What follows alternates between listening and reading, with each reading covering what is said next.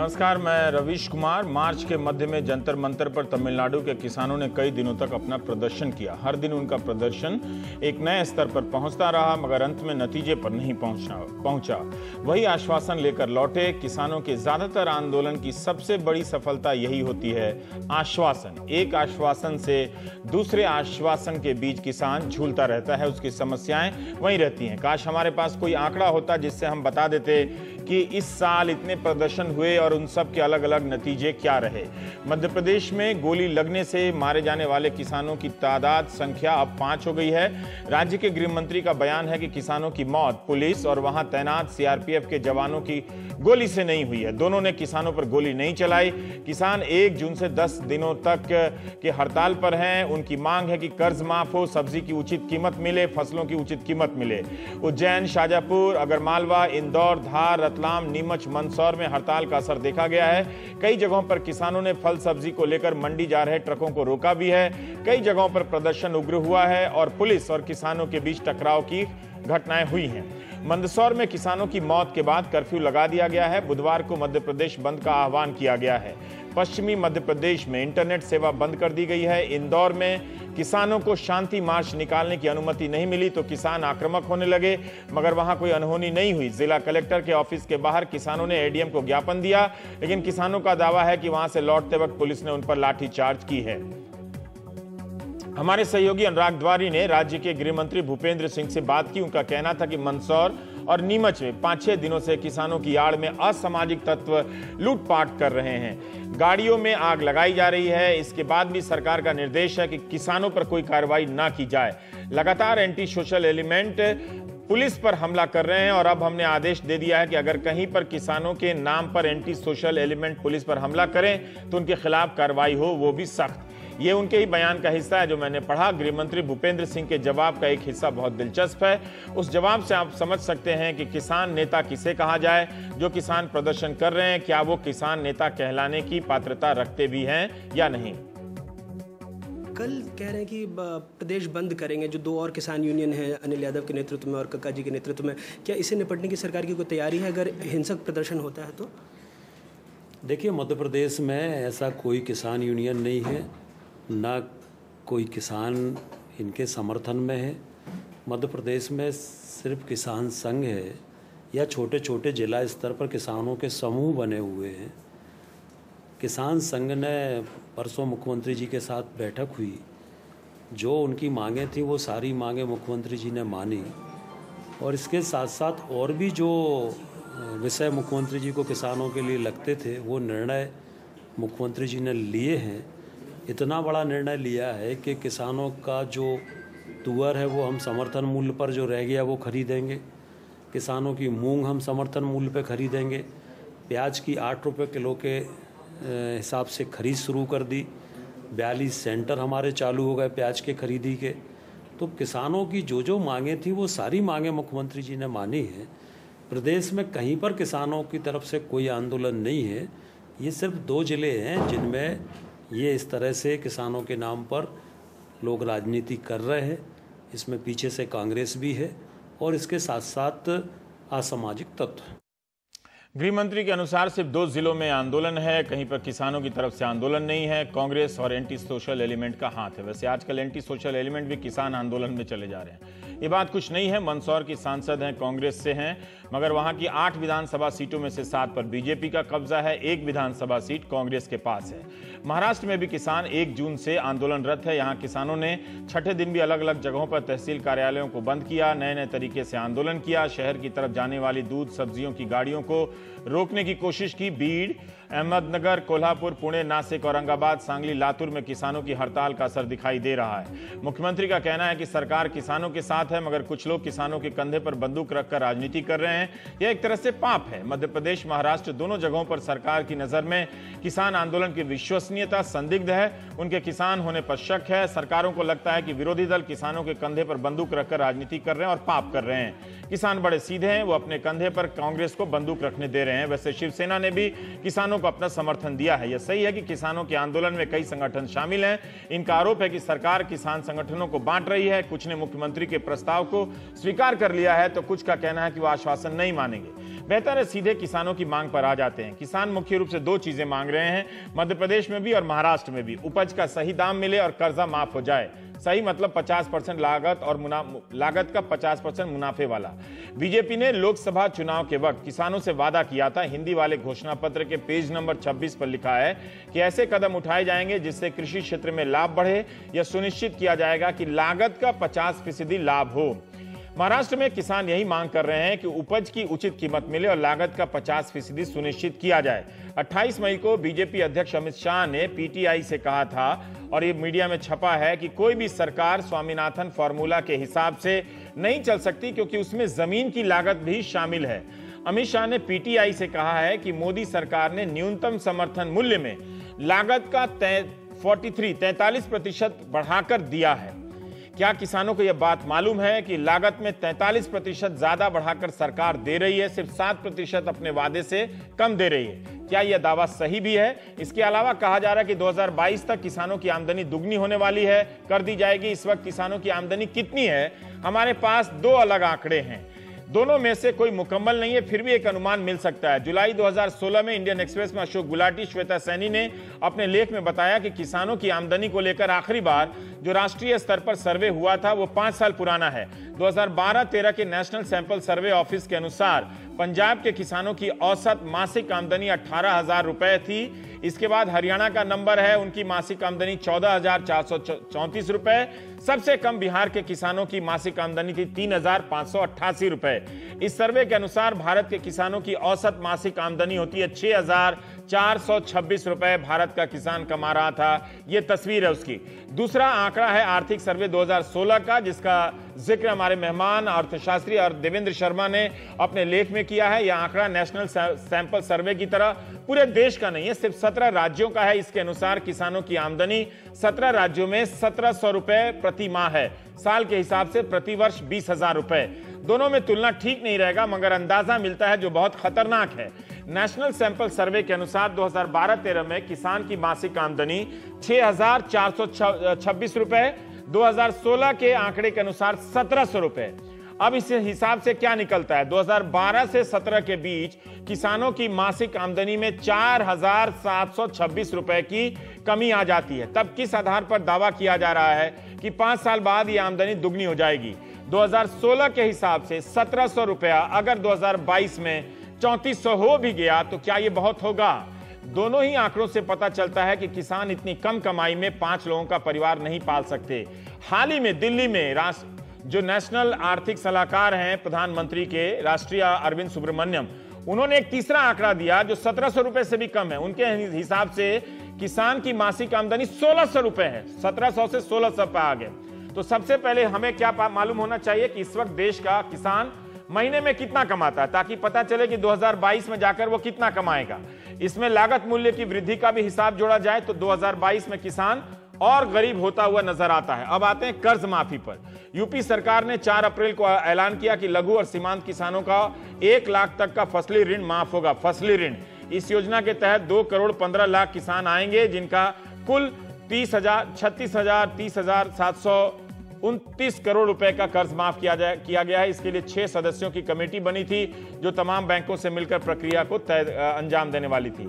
महाराष्ट्र सरकार अभी तक कहती रहेगी कर्ज माफ नहीं करेंगे, लेकिन अब महाराष्ट्र के मुख्यमंत्री कह रहे हैं कि इतिहास की सबसे बड़ी कर्ज माफी करने जा रहे हैं। 30,000 करोड़ माफ करेंगे, 34 लाख लोगों को वहां पर फायदा होगा, ये उनका दावा है। हम प्राइम टाइम में बात कर रहे हैं कि क्या किसानों की उत्पादन लागत में 50% का मुनाफा देना सुनिश्चित किया जा सकता है? क्या न्यूनतम समर्थन मूल्य में लागत का 43% जोड़कर ज्यादा मिल रहा है, जैसा कि अमित शाह ने दावा किया है और बीजेपी ने जो घोषणा पत्र में दावा किया था? क्या किसानों की आमदनी वाकई दुगनी हो जाएगी? तो हमारे साथ 3 सज्जन हैं। सिराज हुसैन है, सीनियर फेलो है Indian Council for Research on International Economic Relations ICRIER के हैं। देवेंद्र शर्मा हैं, अर्थशास्त्री हैं, और डॉक्टर अशोक धवले हैं, ऑल इंडिया किसान सभा के हैं। देवेंद्र जी, मैं आपसे ही पहला सवाल करना चाहता हूं कि जो अमित शाह ने कहा है कि क्या वाकई जो न्यूनतम समर्थन मूल्य है एमएसपी, उसमें लागत का 43% ज़्यादा हिस्सा मिल रहा है जो समझा गया उनके चुनावी घोषणा पत्र से? कि 50% ज्यादा लागत का 50% ज्यादा, अगर 100 रुपया लागत है तो 50 रुपया जोड़कर 150 रुपए की एमएसपी या मुनाफा दिया जाएगा।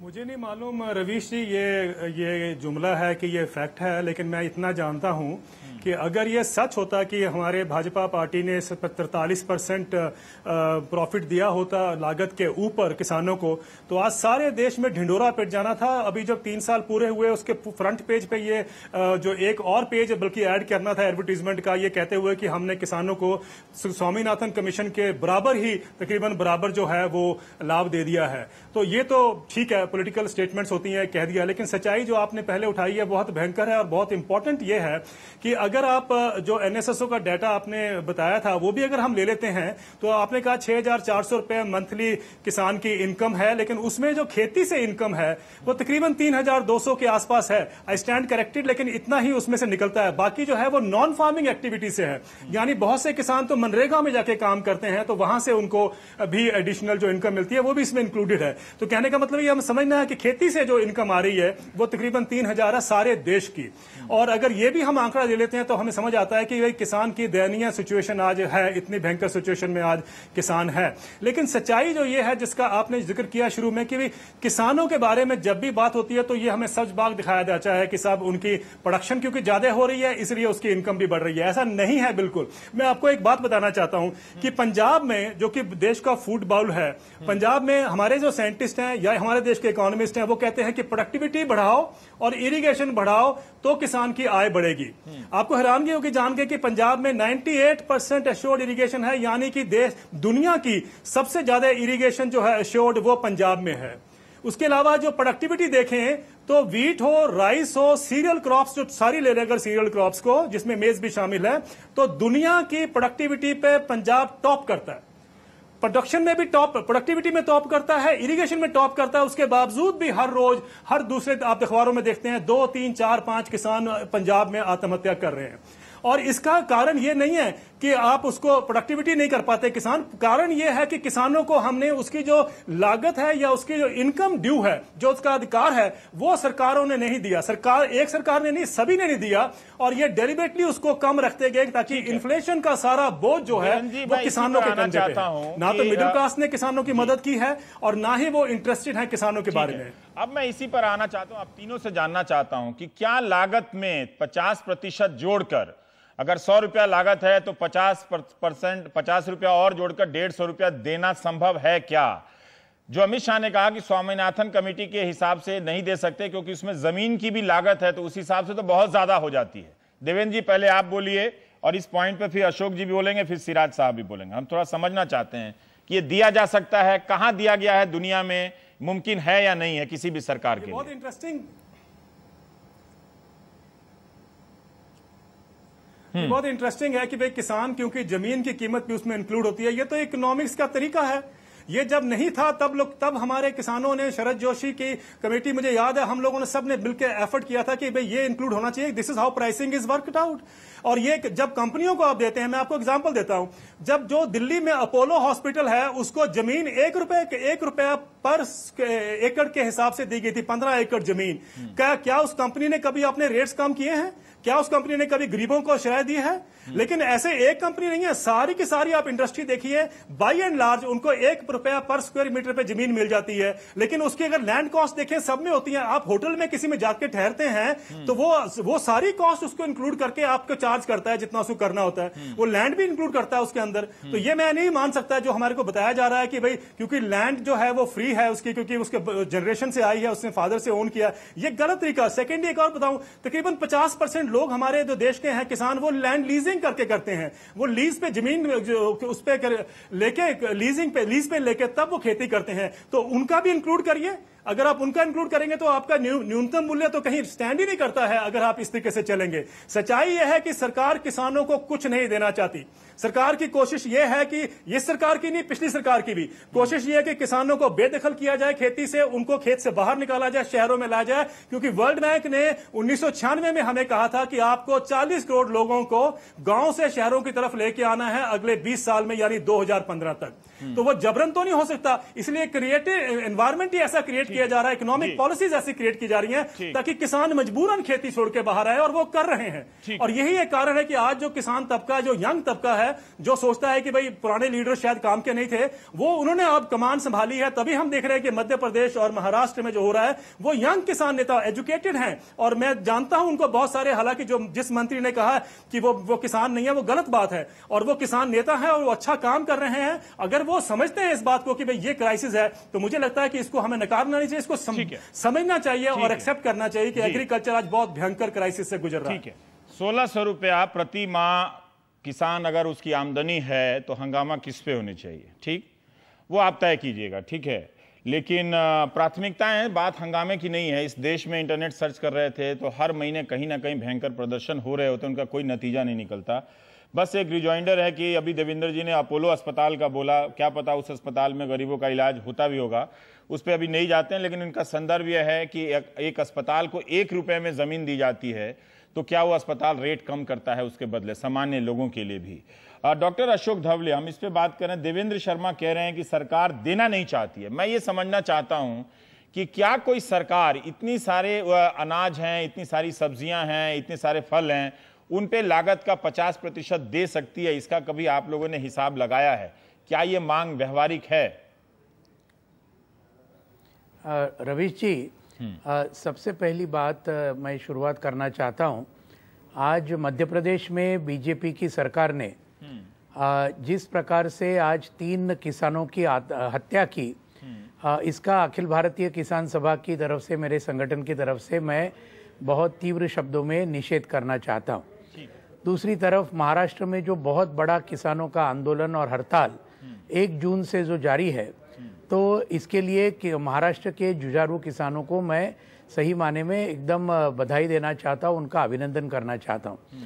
आपने जो सवाल पूछा, इसका जवाब बहुत सीधा साधा है। डॉक्टर MS स्वामीनाथन जो राष्ट्रीय किसान आयोग के अध्यक्ष थे, हम सब जानते हैं कि डॉक्टर MS स्वामीनाथन ये हमारे देश के हरित क्रांति के जनक इस रूप में उनको समझा जाता है। एक बहुत बड़े कृषि तज्ञ है, हाँ। और उन्होंने अगर ये पूरी तरह से ध्यान में रहकर ये रिपोर्ट जो उन्होंने सादर की, इस रिपोर्ट में जो उन्होंने जो पहली सिफारिश जो की है कि लागत खर्च और 50% मुनाफा, इसके ऊपर जो उन्होंने की है वो तो बहुत ही शास्त्रीय रूप से उन्होंने सिद्ध करके दिखाई है। और हमारा कहना है किसान सभा का कि ये बिल्कुल मुमकिन है।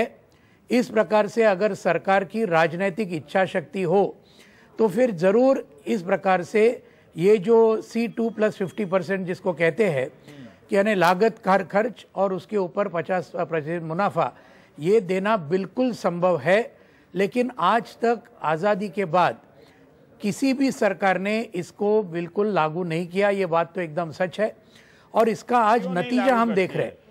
धवले साहब, देखिए, हमें पता चला कि आप लेफ्ट की राजनीति से भी जुड़े रहे हैं, तो कहीं तो बताएं, क्या केरल वाली सरकार दे सकती है अगर महाराष्ट्र वाली नहीं दे सकती है? तो मैं नीति और बजट इन सब चीजों को ठीक से समझना चाहता हूं कि ये मांग क्या है। जिस तरह से राजनीतिक दल घोषणा पत्र में जोड़कर फिर वहां से भाग जाते हैं, कुछ और मुद्दा ले आते हैं किसानों के सामने, इस मुद्दे पे टिक के रुक के क्यों नहीं मांगा जा सकता है सरकारों से कि आप दीजिए और यही उचित है?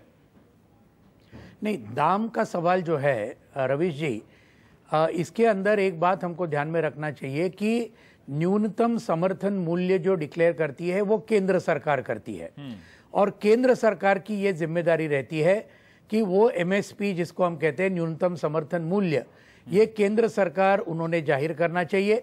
और न सिर्फ जाहिर करना चाहिए, लेकिन जैसे स्वामीनाथन कमीशन ने कहा था कि उस मूल्य में सभी किसानों का जो उत्पाद है वो खरीद करने की जिम्मेदारी भी वो उसी केंद्र सरकार की है, और इसलिए ये बात होती नहीं है। इसके चलते क्या हुआ, अभी देखिए, पिछले 25 साल में कभी भी ये बात हुई नहीं, और 25 साल में एक तरफ लागत खर्चा बहुत बढ़ गया, मल्टीनेशनल कॉरपोरेशन उसके अंदर आ गए, खाद के बाजार में, अपने कीटनाशक के बाजार में, इसके चलते, और इसका नतीजा ये हुआ पिछले 25 साल में आज 4 लाख से ज्यादा किसानों ने हमारे देश में आत्महत्या उनको करनी पड़ी। ये बात है। अभी पिछले 3 साल में नरेंद्र मोदी साहब जब सरकार में आए और प्रधानमंत्री बने, हम ये देखते हैं पहले के तुलना में 42% किसानों की आत्महत्या में बढ़ोतरी हुई। ठीक है, ये क्यों हुई? ये होने की जरूरत, उसका कारण ये है कि आज ये कर्जे में क्यों डूब रहे हैं जी सिराज साहब, क्योंकि दाम नहीं मिल रहा है, यही उसका मेन सवाल। सिराज साहब, थोड़ा आप अगर बता सकते हैं क्या, अक्सर इस तरह के आंदोलन जो हैं जब सरकारें घोषणा पत्र में राजनीतिक दल लिखकर नहीं देते हैं और एक दावा किया जा रहा है कि 43% दिया जा रहा है, अगर आपकी इस पर कोई अर्थशास्त्रीय जानकारी हो, अशोक गुलाटी जी के साथ आप लोग लेख लिखते हैं तो वो भी बताइए।